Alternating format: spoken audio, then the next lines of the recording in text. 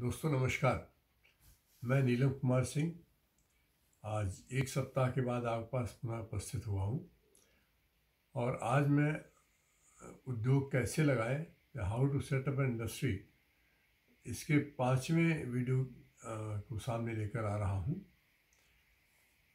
और आज मैं आपको बताने जा रहा हूँ कि उद्योग लगाने में सबसे महत्वपूर्ण अवयव होता है वित्त की व्यवस्था।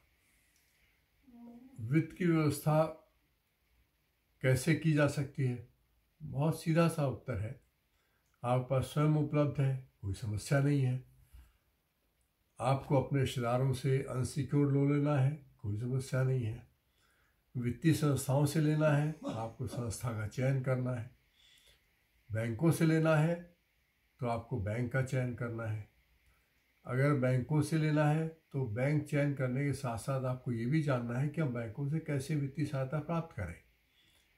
इसी संदर्भ में आज आपको मैं बताने जा रहा हूँ कि बैंकों में आप किस प्रकार से जाएं, कैसे व्यवहार करें, कैसे बिहेवियर रखें और क्या क्या डॉक्यूमेंट्स लेकर जाएं ताकि आपके प्रार्थना पत्र पर आसानी से और जल्दी विचार किया जा सके। वैसे तो इसमें बहुत सारे हिडन चीज़ें भी होती हैं, उनके बारे में मैं आपको बाद में बताऊंगा। पहले मैं ही आपको बताना चाहूँगा कि आपको वित्त की व्यवस्था करनी कैसे है। सॉरी। सबसे पहले तो आपको अपने पैसे को कम से कम 40% रिजर्व रखना है, जो मैं पहले बता चुका हूँ। अनसिक्योर्ड लोन लेने की आवश्यकता ना पड़े तो अच्छा है, क्योंकि उस पर आपको ब्याज भी देना पड़ता है। वित्तीय संस्थाएं अब बची नहीं, केवल बैंक बचे हैं और दूसरे बचे हुए हैं NBFC, non banking financial companies. NBFC के जो लोन होते हैं थोड़े से आसान होते हैं, लेकिन उनका ब्याज बहुत ज़्यादा होता है। इसलिए केवल एक ही अकेला अच्छा विकल्प बचता है, वह है बैंकों से लेना। बैंकों में बहुत सारी संस्थाएं हैं। पहले 29 बैंक हुआ करते थे, वर्तमान में केवल 12 नेशनलाइज्ड बैंक बचे हुए हैं, बाकी प्राइवेट बैंक हैं। प्राइवेट बैंक भी अब फाइनेंस करने लगे हैं, लेकिन उनका फाइनेंस करने का नज़रिया थोड़ा सा अंतर है। वो सिक्योरिटी ओरिएंटेड होते हैं और आपकी सहायता करने में कम इच्छुक होते हैं।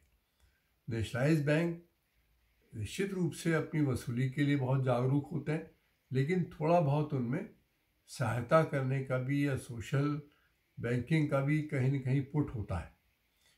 तो इसलिए मेरा सजेशन है कि बैंकों से ही आप सहायता लेने की कोशिश करें। अब सवाल उठता है कि सहायता ली कैसे जाए।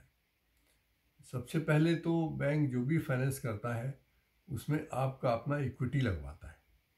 इक्विटी के पीछे जो कारण है वो ये होता है कि इक्विटी आपका अपना पैसा है।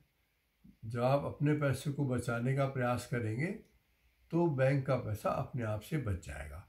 इसलिए इक्विटी वी फीलिंग होने के लिए इक्विटी रखी जाती है।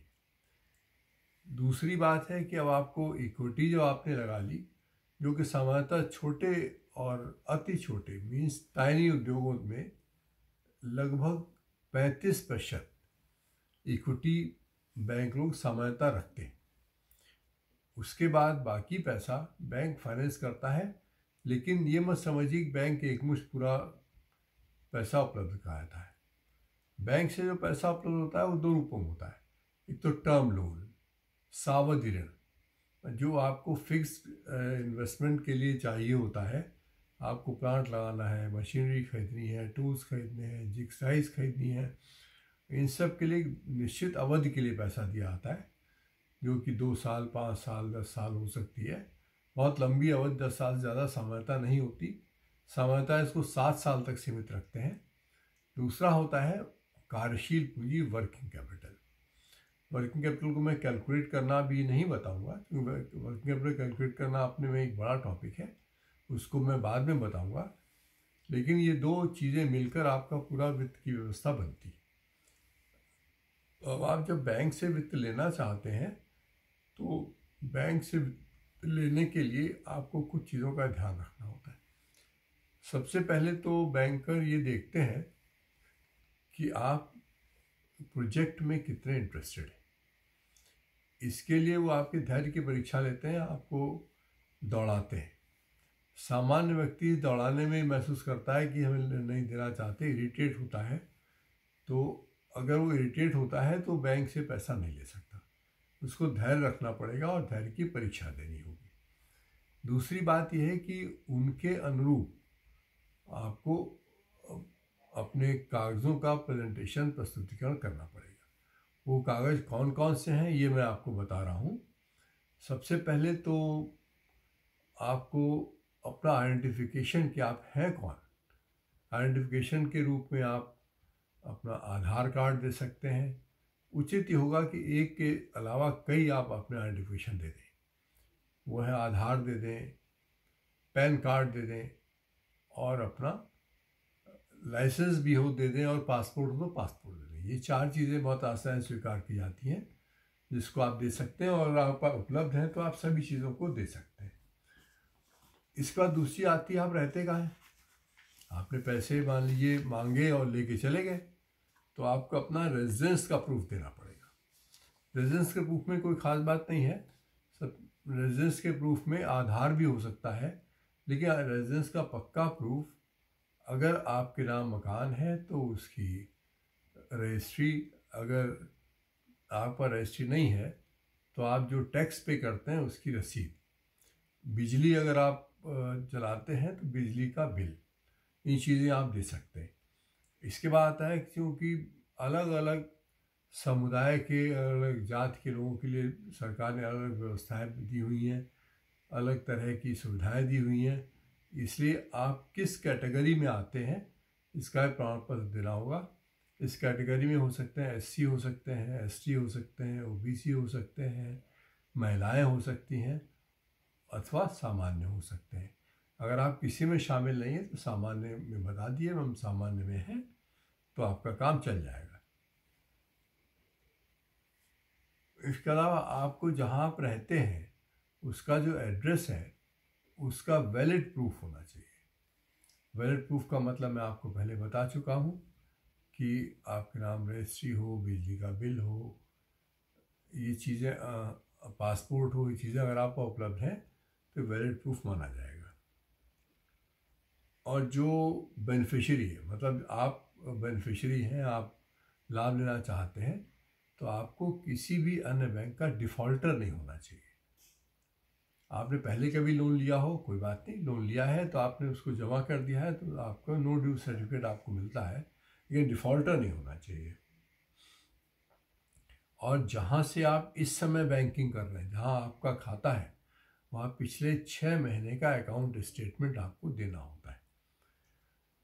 अगर आप पहले से काम कर रहे हैं तो आपको 2 वर्ष की बैलेंस शीट देनी होती है।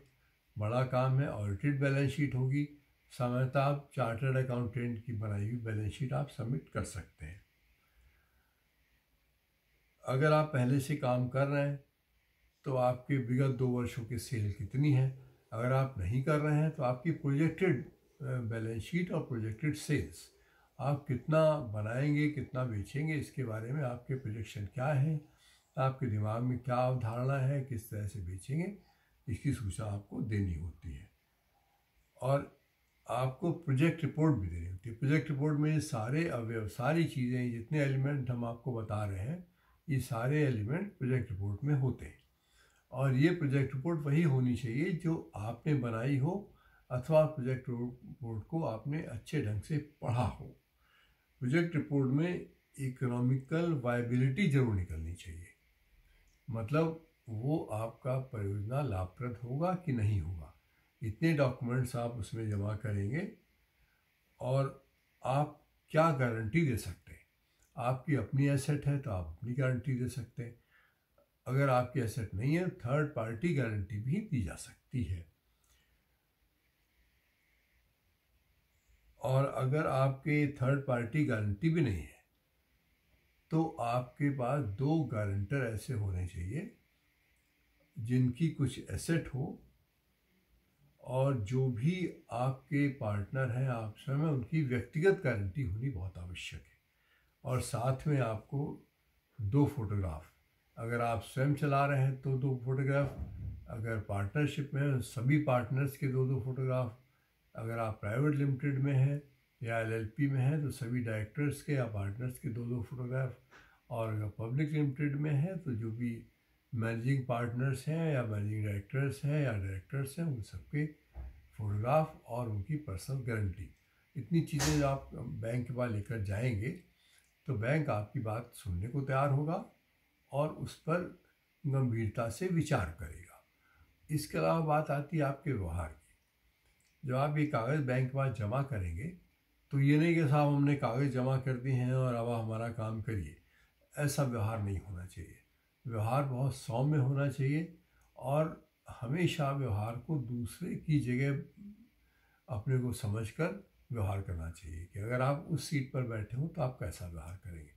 बैंकर्स के पास काम बहुत होता है, इसलिए उनसे समय लेकर उनसे विस्तार से बात करके तब उन संपर्क करें। और हो सकता है वो आपको कई बार समय दे ना मिल पाए, फिर भी उसमें आप इरिटेट ना हो, तब भी आप अपने बैंक के लेने में सफल हो सकेंगे। सबसे महत्वपूर्ण अवयव है बैंक का काम। बैंक का काम हो जाता है तो आप अन्य काम करने में सफल हो जाते हैं। तो आज हम अपने इस वीडियो में केवल इतना ही बताएंगे। इसके बाद हम आपको और चीज़ों की व्यवस्था एक साथ कई भी बता देंगे, सो दैट आपको मैं जल्दी इस पूरे क्रम को समाप्त कर सकें। दोस्तों, वीडियो अगर आपको पसंद आया हो तो उसको लाइक करिएगा, शेयर करिएगा और सब्सक्राइब करिएगा, और जो बेल आइकन है उसको दबाना बिल्कुल मत भूलिएगा, और ज़्यादा से ज़्यादा लोगों में शेयर करें ताकि आप लोगों को या आपके जानकारों को जानकारी प्राप्त हो सके और वो बेरोजगारी से भी अपने को मुक्ति पा सकें। हालांकि वर्तमान में अभी महामारी चल रही है, इसलिए इस समय पर ज़्यादा काम नहीं किया सकता, लेकिन फिर भी अगर आप काम प्रारंभ अभी करेंगे तब कहीं आगे जाके आप काम को पूरा कर पाएंगे। इन्हीं शब्दों के साथ मैं अपनी बात समाप्त करता हूँ। धन्यवाद, नमस्कार।